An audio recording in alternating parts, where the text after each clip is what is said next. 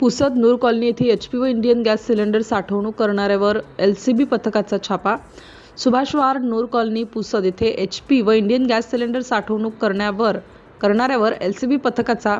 2,50,000 रुपयाचा मुद्देमालावर छापा। दिनांक 13 मार्च 2026 रोजी स्थानिक गुन्हे शाखा यवतमाळ कॅम्प पुसद येथील पोलीस अधिकारी व अंमलदार हे पुसद उपविभागात अवैध धंदे अवैध गॅस सिलेंडर साठवणूक बाबत गोपनीय माहिती काढत 12 वाजण्याच्या सुमारास माहिती मिळाली की इसम नामे आरिफ मोहम्मद कच्ची यांच्या घरी अवैध गॅस सिलेंडर साठवणूक करून काळ्या बाजारात जादा किमतीने विक्री करीत आहे। अशी माहिती प्राप्त झाल्याने पुरवठा निरीक्षक पुसद तसेच पंचासह सदर ठिकाणी छापा कारवाई केली असता इसम नामे आरिफ मोहम्मद कच्ची यांच्या घरी अवैध भारत HP व इंडियन अशा वेगवेगळ्या कंपनीचे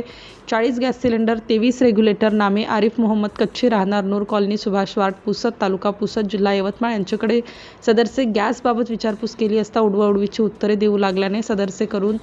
जादा दराने विक्री करीत असल्याने एकूण 40 गॅस सिलेंडर 23 रेग्युलेटर असा अंदाजे 2,50,000 रुपयांचा मुद्देमाल जप्त करून ताब्यात घेऊन पुरवठा निरीक्षक